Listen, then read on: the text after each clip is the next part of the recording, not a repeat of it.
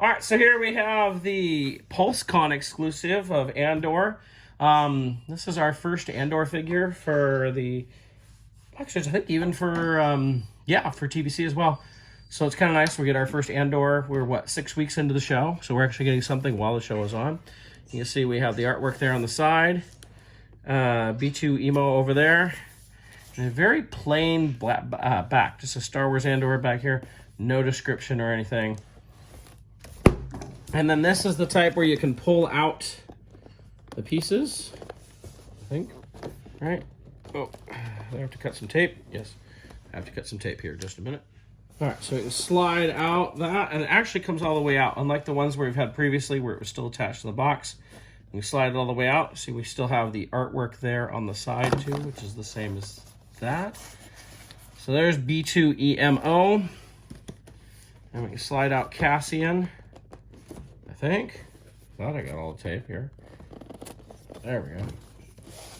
There we go. And it's just nothing inside. It's like a slip cover. So there's our Cassian figure. Now I'm going to go ahead and open both of these.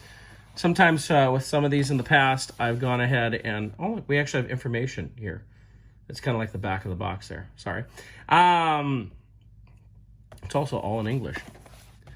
So let's go ahead and take a look at these. I'm going to look at B2-EMO first. First, I notice he's actually got some weight to him, and he does extend, like we see in the show.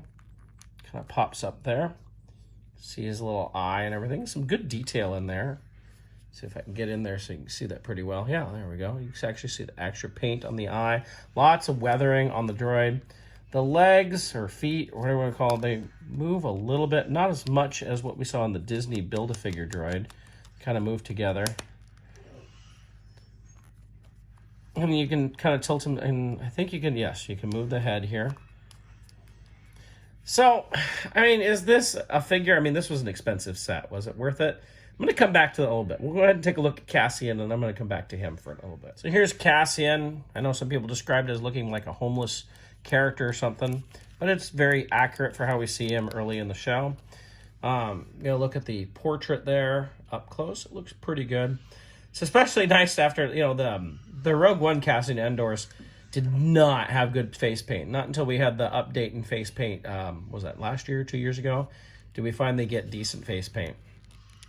Well, this looks good. I like the hair hanging over his head there. That works with that separate piece on the hair. I do like that. He does have some extra color here on his, I guess we call it a tunic. I have some tools or something that are not painted there. His jacket actually has a couple different colors, which is pretty nice. And he does come with a gun. It looks, it's actually got a brown on the handle there.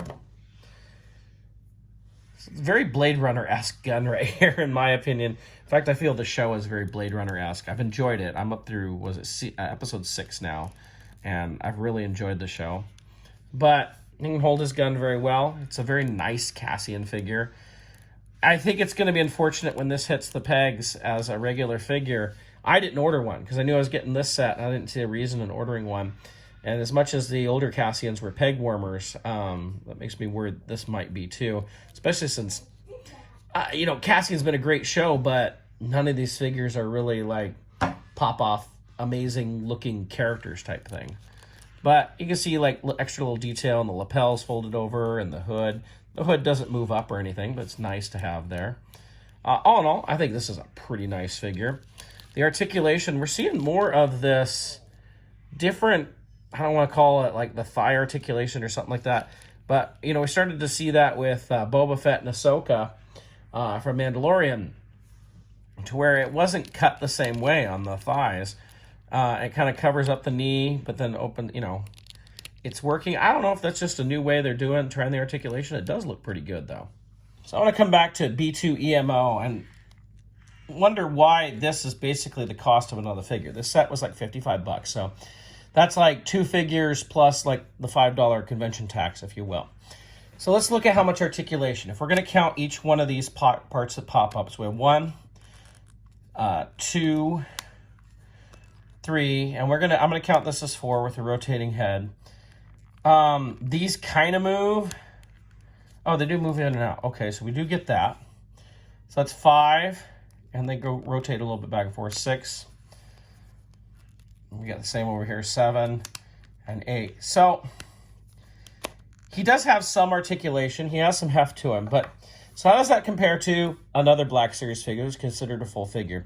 I didn't grab R2-D2 because that was part of the first wave, and it came with everything. In those early waves of Black Series, they were like the ultimate. I mean, Hasbro said at the time these were the ultimate versions of the characters. You'd never have to get another one again. Yeah, that was in 2013. Things changed.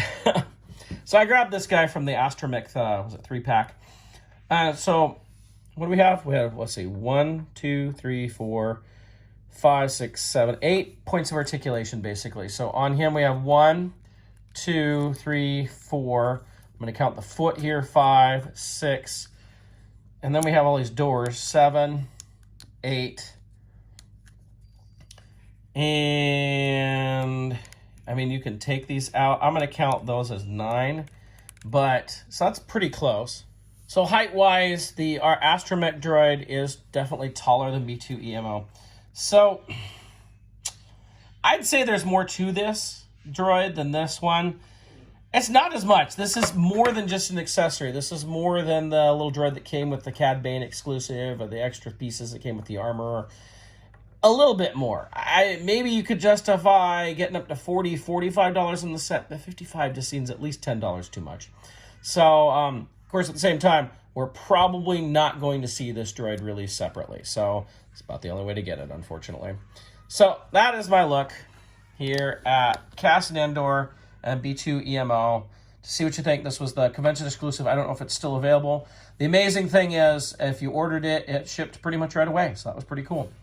So I hope you enjoyed this. Definitely you can check out that Cassian a little earlier than he comes out on regular card or regular package.